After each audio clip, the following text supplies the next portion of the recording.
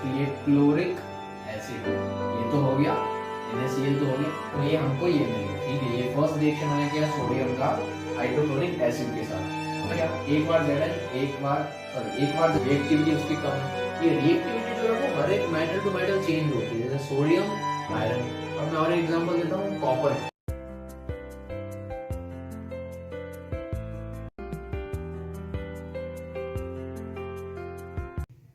Hello friends, welcome to the new video of our continued topic, and that is chemical properties of metals. Okay, so in this video we are going to discuss about metals reaction with acids, with base and some salt solution. Okay, previously we have discussed about reaction with oxygen, reaction with water.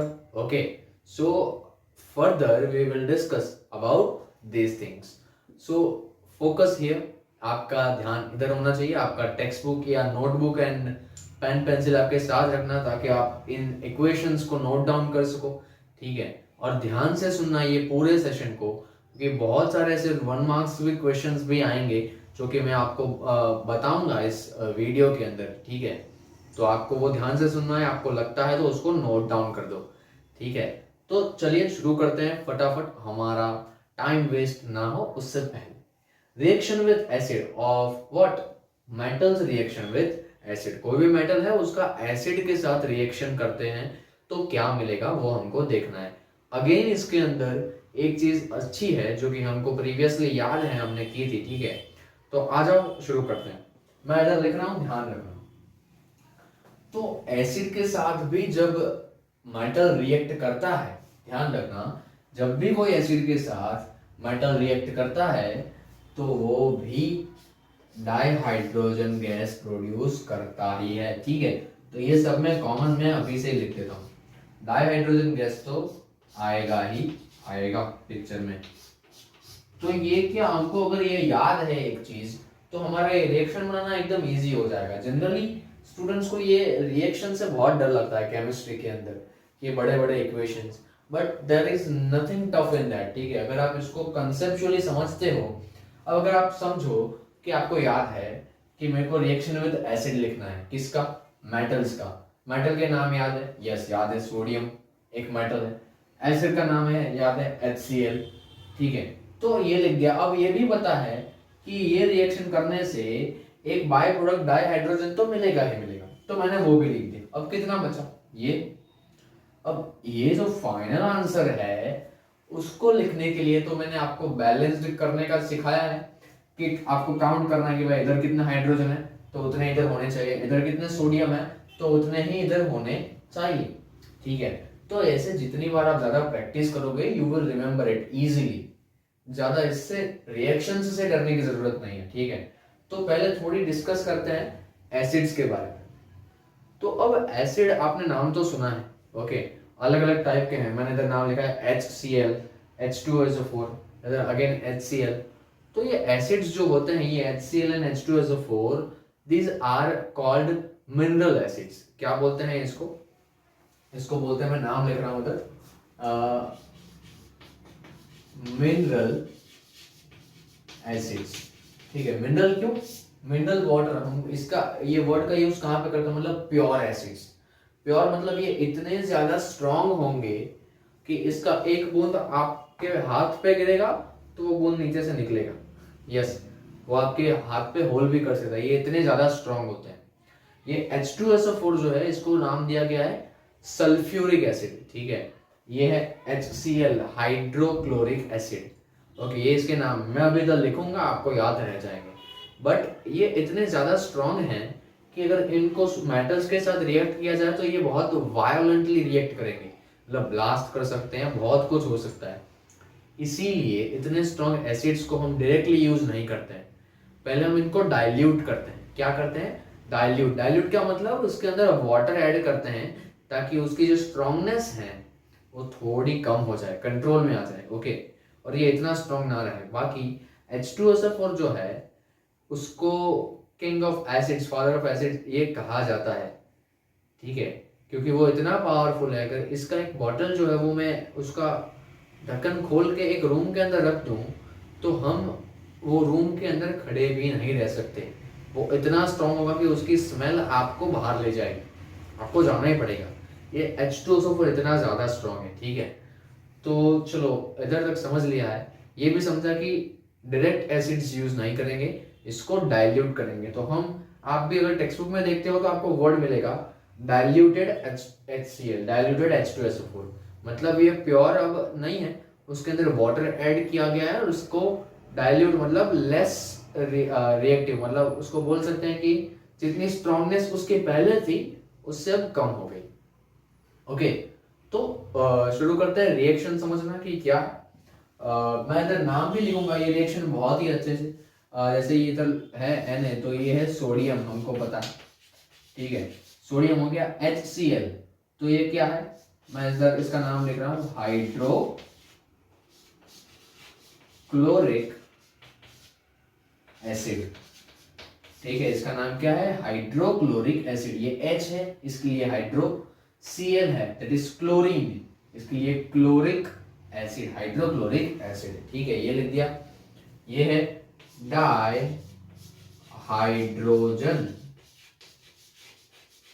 Gas, ठीक है, di hydrogen gas. तो अब मैं di hydrogen सब में नहीं लिख रहा हूं, बट जो डिफरेंट होगा वो लिखूंगा, ठीक है। Sodium hydrochloric acid, and main जो हमको प्रोडक्ट मिलने वाला है इसमें से वो इधर लिखना बाकी है। तो चलो कंपेयर करते हैं। अब ये H2 है, हाइड्रोजन 2 टाइम्स है। अब सोडियम में तो कोई H है नहीं, तो इसको तो अभी देखना नहीं है। HCl के अंदर H है, एक है, मेरे को 2 चाहिए। तो मैं एक काम करता हूं, मैं इधर 2 लिख देता हूं। ओके, तो ये 2HCl हो जाएगा। अब Cl भी 2 टाइम्स हो गए। अब ये 2 H तो इधर चले गए, बचा क्या, 2 टाइम्स Cl एंड Na। इसका मतलब मेरे को प्रोडक्ट ये मिल रहा है NaCl, ये तो हो गया, NaCl तो हो गया, ठीक है, NaCl सोडियम क्लोराइड। अब NaCl2 ऐसा कुछ है नहीं, ऐसा कोई कॉम्बिनेशन नहीं है, तो मेरे को एक काम करना होगा, इसके आगे भी 2 लिखना होगा, ठीक है। तो ये मेरे को देगा 2 times NaCl and that is nothing but, हम बोल सकते हैं सोडियम क्लोराइड। ओके, क्या होगा ये, सोडियम क्लोराइड। तो ये सोडियम क्लोराइड हमको प्रोडक्ट मिल गया। तो ये हो गया इसका केमिकल रिएक्शन, मेटल का केमिकल रिएक्शन एसिड के साथ। तो हमको एक NaCl, अब ये NaCl क्या है आपको पता है, it is nothing but your eating salt, जो आप नमक खाते हो, दैट इट इज NaCl का chemical, NaCl is the chemical form, chemical name of salt, ठीक है। तो ये हमको ये मिल गया, ठीक है। ये फर्स्ट रिएक्शन मैंने किया सोडियम का हाइड्रोक्लोरिक एसिड के साथ। अब मैं दूसरा आता हूँ, मैग्नीशियम का करना है H2SO4 के साथ। अब मेरे को ये पता है कि डाई हाइड्रोजन मिलेगा, चलो। तो इधर H2 है, ये H2 आ गए, एकदम इजी होने वाला है ये। मैं इधर इसका नाम लिख देता हूँ, Mg स्टैंड्स फॉर मैग्नीशियम, ठीक है। ये हो गया H2SO4, सर ने क्या नाम बताया था, दैट इज सल्फ्यूरिक एसिड, ठीक है। इसका नाम है सल्फ्यूरिक एसिड। ये SO4 है, उसको सल्फेट बोलते हैं, that's for it is sulphuric acid. ये भी डाइल्यूटेड है। अब MgH2SO4, H2 चला गया तो बचा क्या, MgNSO4। तो मैं इधर लिख देता हूं MgSO4, ठीक है, MgSO4। इसका नाम भी लिखना होगा, again that is magnesium. Sir ने बोला है SO4 मींस सल्फेट, तो मैग्नीशियम सल्फेट, ठीक है, इसको बोलेंगे magnesium sulphate. It is also a salt but not a eating salt, हम खाते हैं वो वाला सॉल्ट नहीं है, ये मैग्नीशियम सॉल्ट बोल सकते हो इसको आप। तो देखो ये H2 अगर हम, मेरे को याद है, तो रिएक्शन बनाना बहुत ही इजी हो रहा है। ओके, अगेन मैं Zn के लिए ट्राई कर रहा हूँ, चलो मेरे साथ आप भी रहना। अब Zn स्टैंड्स फॉर, ये है zinc metal, okay, zinc metal है। तो जिंक का मैं HCl के साथ, HCl stands for hydrochloric acid, तो इधर जगह कम है तो मैं नाम फिर से नहीं लिख रहा हूँ। जिंक का हाइड्रोक्लोरिक एसिड के साथ अब H2 ऑलरेडी चला गया है, ठीक है, तो मैं इधर H2, तो 2 टाइम्स H है, तो इधर मेरे को 2 टाइम्स H करना होगा। अरे बाप रे, H 2 टाइम्स हो गया, साथ में Cl भी हो गया, तो Cl 2 टाइम्स होना चाहिए। अब बचा क्या, एक बार Zn, एक बार Zn, 2 बार Cl, तो मैं इधर लिख रहा हूँ ZnCl2। ZnCl2 is a kind of compound, ऐसा कंपाउंड है और इसका नाम है जिंक क्लोराइड। ओके, क्या नाम है इसका, जिंक क्लोराइड, ठीक है, ZnCl2 zinc chloride plus dihydrogen gas. अब अगेन चलो ये 3 रिएक्शंस तो हमने देख लिए। अब ये Fe स्टैंड्स फॉर आयरन, ठीक है, आयरन जो है उसकी बात करते हैं। और आयरन का जब भी कोई एसिड के साथ रिएक्शन होता है, भले वो डाइल्यूटेड हो, तो आयरन जो है वो लेस रिएक्टिव है बाकी के मेटल्स। अभी ये लेस रिएक्टिव क्या है, more reactive and less reactive, ऐसे 2 वर्ड्स है। रिएक्टिव मतलब कि वो जल्दी से रिएक्ट नहीं करता, ओके, बहुत ही स्लोली रिएक्ट करता है, तो आयरन को लेस रिएक्टिव मेटल बोला जाता है, ठीक है। मैं तो लिख रहा हूं, आप भी लिख सकते हो, this is less reactive metal. ये आयरन है, उसका सिंबल है Fe, capital F small e, और आयरन जो है वो बहुत ही लेस रिएक्टिव है, बट बहुत स्लोली रिएक्शन देता है, इसका मतलब ये हुआ। ओके, तो H2 तो उसमें भी निकला, तो हम बचा क्या, देखो इधर मेरे को 2 अगेन लिखना पड़ेगा, तो 2 टाइम्स Cl हो गया। सेम एज हियर हम लिख सकते हैं FeCl2, ठीक है। आयरन क्लोराइड इसको आप बता सकते हो, मैं इधर नाम लिख देता हूं आपके लिए, iron yes chloride, iron chloride, ठीक है, FeCl2 आयरन क्लोराइड। तो ये आयरन है जो बहुत ही लेस रिएक्टिव है, रिएक्टिविटी उसकी कम है। ये रिएक्टिविटी जो है वो हर एक मेटल टू मेटल चेंज होती है, जैसे सोडियम इज हाईली रिएक्टिव, तुरंत ही रिएक्शन कर देगा, okay. Potassium is highly reactive.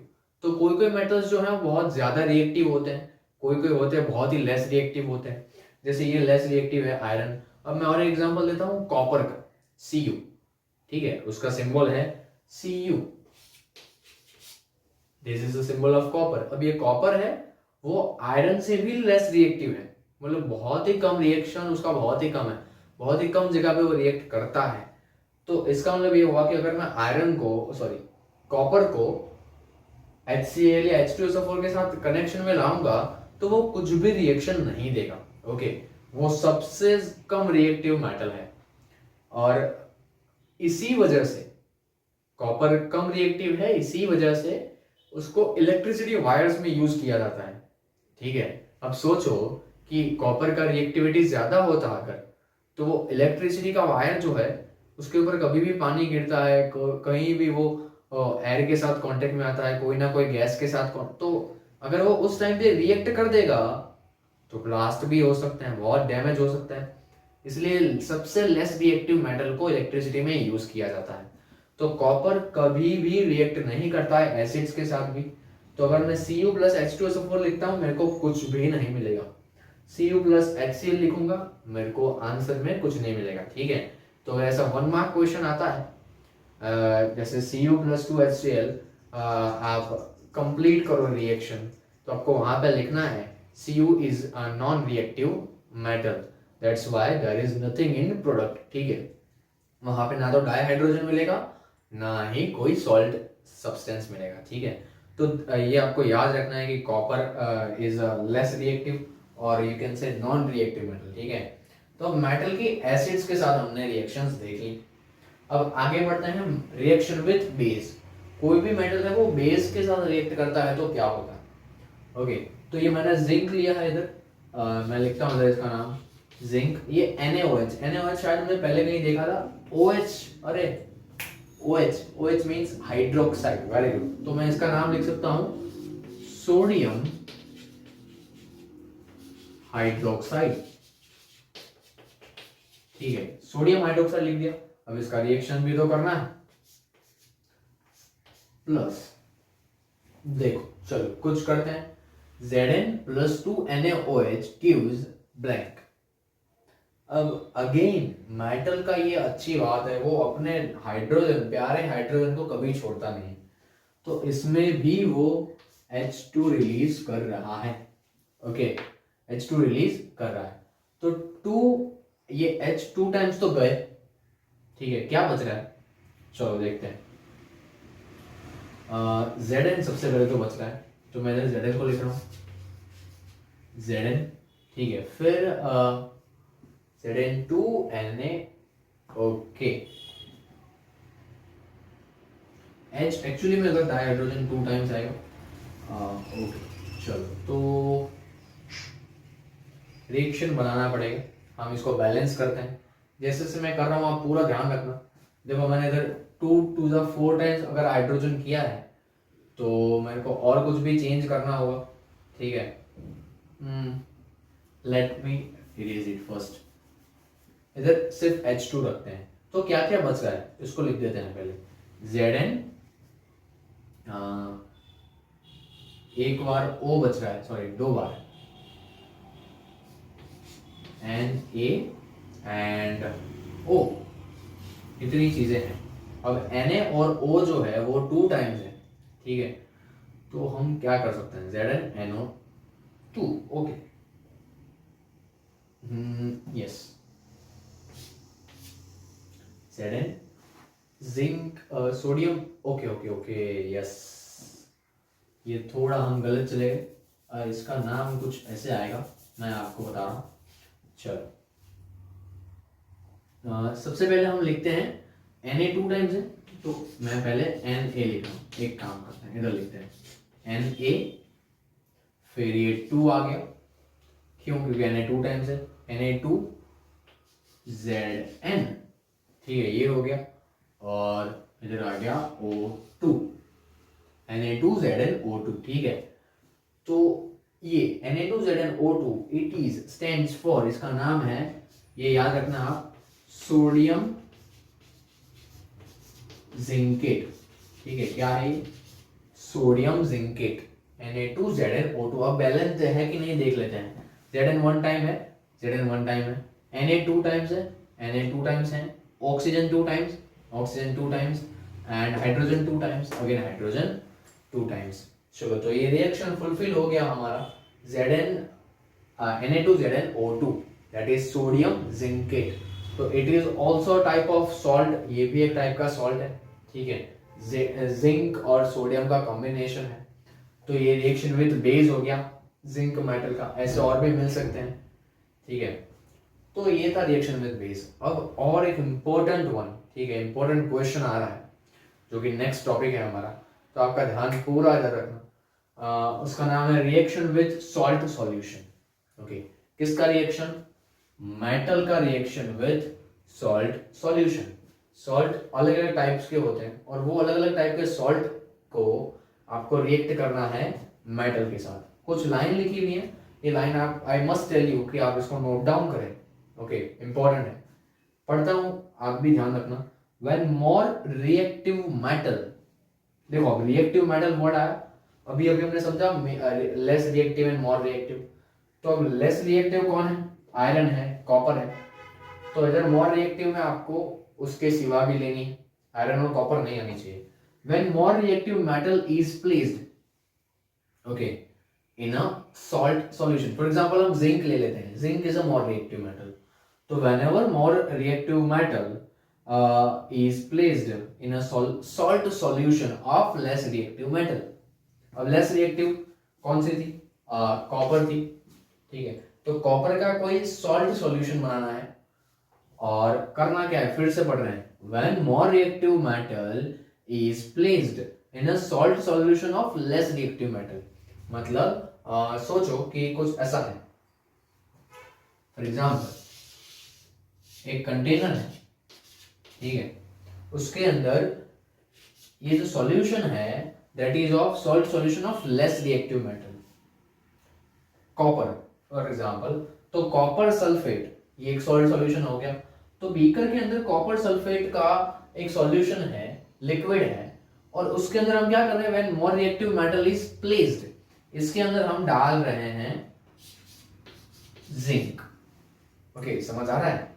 कोई भी कंटेनर है और कंटेनर के अंदर लेस रिएक्टिव मेटल का सॉल्ट सॉल्यूशन है, वो रख दिया, उसके अंदर हम मोर रिएक्टिव मेटल को प्लेस कर रहे हैं, तो ये सिचुएशन होगी। अब रिजल्ट क्या आएगा? Then the more reactive metal that is zinc displace, yes, important word, okay, then the more reactive metal that is zinc will displace the less reactive metal that is copper from its salt solution। क्या मजाक कर रहे हो? Okay, क्या हुआ मैं समझा रहा हूं। सेकेंड लाइन ने क्या बताया कि अगर आप जिंक को कॉपर सल्फेट के सॉल्यूशन में डालते हो, मतलब मोर रिएक्टिव मेटल को लेस रिएक्टिव मेटल के सॉल्यूशन में डालते हो, तो ये मोर रिएक्टिव मेटल क्या बोलेगा, अरे भाई तू लेस रिएक्टिव है, तू हट, मैं रिएक्टिव ज्यादा हूं, मैं काम में आता हूं। ओके, मतलब वो कॉपर को अपनी जगह से हटा देगा क्योंकि वो जल्दी रिएक्ट नहीं कर रहा है। Zn है, उसको पता है कि वो खुद ज्यादा रिएक्ट कर सकता है, तो वो कॉपर को उठा के बिठाएगा साइड में और वो खुद बैठ जाएगा कॉपर की जगह पे। ऐसा हो सकता है, and that is called displacement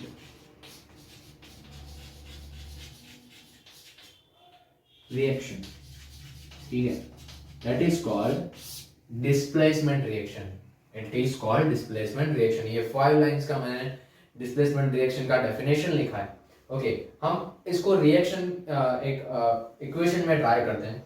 Zn plus CuSO4, ये Zn तो आपको पता है जिंक है, CuSO4 is nothing but copper sulphate. ठीक है, SO4 मींस सल्फेट। तो क्या होगा, सर ने सिंपल बताया कि Cu को उठा के साइड में रखेगा, Zn खुद आ जाएगा, मतलब ये प्लेस चेंज किया, ऐसा बोल सकते हैं। तो इसको बोलते हैं डिस्प्लेस, ये वर्ड यूज किया गया है, displaces the less reactive metal from its solution. Okay, तो बहुत सिंपल है, हमको Zn और Cu को चेंज करना है। ओके, हम कर देते हैं, that is ZnSO4 plus Cu। Okay, बहुत ही सिंपल था, Zn को उठा के Cu की जगह पर रख दिया, Cu को उठा के Zn की जगह पर रख दिया। तो आपको ये बीकर के अंदर बाद में, ठीक है, आपने नाखा अंदर डाल दिया पहले, तो डालने के बाद क्या होगा कि रिएक्शन होना शुरू करेगा। ये बिफोर द रिएक्शन है। अब बाद में आपको एक मिलेगा बीकर, ये आफ्टर द रिएक्शन है। तो ये वाला पार्ट, उसमें नीचे आपको कॉपर मेटल अलग मिलेगा। ठीक है, क्यों? क्योंकि वो रिएक्टिव नहीं था, तो वो खुद अलग हो गया और Zn को अपनी जगह पे बिठा दिया। तो दिस इज, अगर CuSO4 कॉपर सल्फेट हो सकता है, तो ZnSO4 क्या होगा बताओ? That is zinc sulphate. ठीक है, जिंक सल्फेट। इधर हो क्या रहा है कि मोर reactive metal less reactive metal को डिस्प्लेस कर रहा है, इसीलिए इस प्रोसेस को, इस रिएक्शन को बोलते हैं डिस्प्लेसमेंट रिएक्शन। मैं एक बार लाइन फिर से पढ़ रहा हूं, whenever more reactive metal is placed in a salt solution of less reactive metal, then the more reactive metal displaces the less reactive metal from its salt solution। ये पूरा solution है, already Cu and SO4 are combined in nature, वो एक दूसरे से connected हैं, फिर भी ये सॉल्ट सॉल्यूशन में से Cu को हटा के Zn खुद बैठ रहा है। ओके, अब ये मोर रिएक्टिव और लेस रिएक्टिव की जगह पे आप Zn और Cu यूज करो। For example, when zinc metal is placed in a salt solution of copper, then the zinc metal displaces the copper metal from its salt solution and it is called displacement reaction। okay, displacement reaction important है, place change हो रहा है because of the reactivity। ठीक है, less reactive था तो वो चला गया, more reactive है तो वो उसकी जगह पे बैठ गया। तो this is about displacement reaction. ठीक है, ऐसी बहुत सारी रिएक्शंस हो सकती हैं। हमने जिंक एंड कॉपर के रिलेटेड एग्जांपल ले लिया। तो this is all for chemical properties of metals. Okay, हमने ऑक्सीजन के साथ देखा, वाटर के साथ, एसिड्स के साथ देखा, बेस के साथ एंड सॉल्ट्स के साथ। ठीक है, ये अलग अलग 5 टाइप्स के हमने रिएक्शंस केमिकल प्रॉपर्टीज देख ली ऑफ मेटल्स। अब नेक्स्ट वीडियोस के अंदर हम chemical properties of non metals देखेंगे। Okay, so stay tune. I hope आपको ये सारी चीजें समझ आ रही हैं, बट हमेशा आपको तभी याद रहता है जब उसका आप रिवीजन करते हो। ठीक है, तो आज आपने वीडियो देख लिया तो उसका रिवीजन भी आपको करना होगा, उसको लिख सकते हो, उसको रीड कर सकते हो। आई होप ये सब आपको समझ आता है। ठीक है, तो मेरे को बताने की जरूरत तो नहीं है। तो मिलेंगे अब हम नेक्स्ट वीडियो में chemical properties of non metals topic के साथ। उसमें भी ऐसे 5 टाइप्स ऑफ, पहले ऑक्सीजन के साथ water, acid, base and salt, अलग अलग सेक्शंस में होगा उसका भी प्रॉपर्टीज। ठीक है, तो आई होप आप सब अच्छे से पढ़ेंगे और एग्जाम में अच्छे मार्क्स भी लाएंगे। Up to that, take care of your self. Bye bye.